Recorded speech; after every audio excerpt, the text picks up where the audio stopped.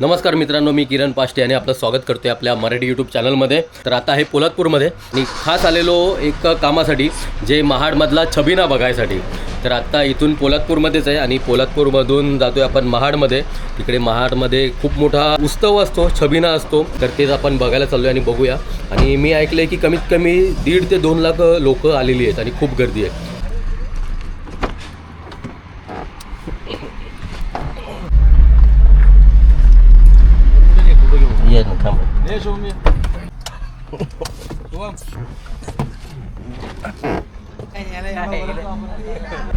वीरेश्वर महाराज आणि रवळनाथ महाराज अशी या दोघांची पालखी असते आणि या दोघांची भेट असते. यालाच ते छबिना असं म्हणतात. आणि खूप मोठा उत्सव असतो. आग्नेयवाडीला गर्दी नसते ना, तेवढी इकडे असते. तर नक्कीच आज मी गर्दी बघण्यासाठी चाललोय. एवढी खरंच गर्दी असते आणि अजून पण आपल्याला माहित नव्हतं की इकडे महाडमध्ये एवढी गर्दी होती लोकांची. तर चला बघूया कसा असणार आहे पुढचा एक्सपिरियन्स आपला. तर या टायमाला महाड पूर्ण शांत असतं 10 नंतर. आणि आता बघतोय ना, एवढी गर्दी आहे प्रत्येक ठिकाणी. पूर्ण रस्त्याला 4 व्हीलर सगळीकडे लावलेले आहेत. 1-1 किलोमीटर अंतरावर सगळ्यांनी 4 व्हीलर लावलेले आहेत. आणि रस्त्यावर लोक पण कंटिन्यू आहेत. हो,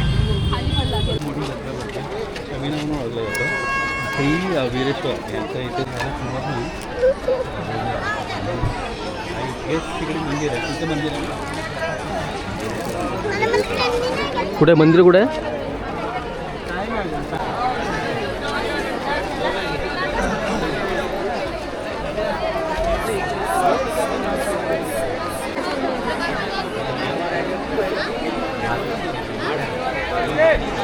खरंच गर्दी आहे इकडे. मी विचार करतो काय नसेल, सचिन शेठ असेच बोलत आहेत गर्दी आहे म्हणून. पण खरंच गर्दी आहे आयला. हो, अजून सुद्धा बाहेर आहेत रिंगणाच्या. काय बोलताय?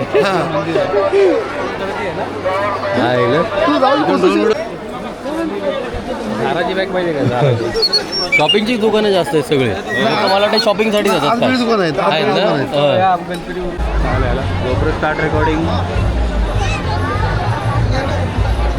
मंदिरामध्ये एंट्री करतोय आणि मंदिर एकदम भारी सजवलं आहे. तिकडे काट्या वगैरे आहेत समोर.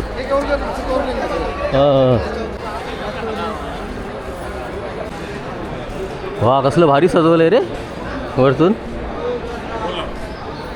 मंदिरात जेवढी गर्दी नाही ना, तेवढी गर्दी बाहेर आहे, त्यापेक्षा जास्त गर्दी. हां, यात्रा किती लांब आहे. अरे हो हो, लांब आहे. मेन जत्रा तिकडे आहे.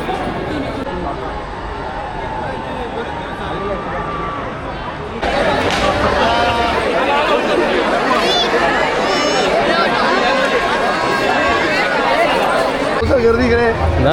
गर्दी कमी आहे इकडे.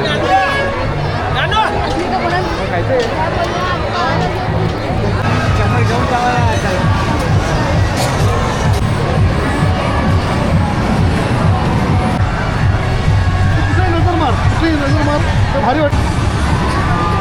एवढी पाळणे असतात. इथून भारी वाटत.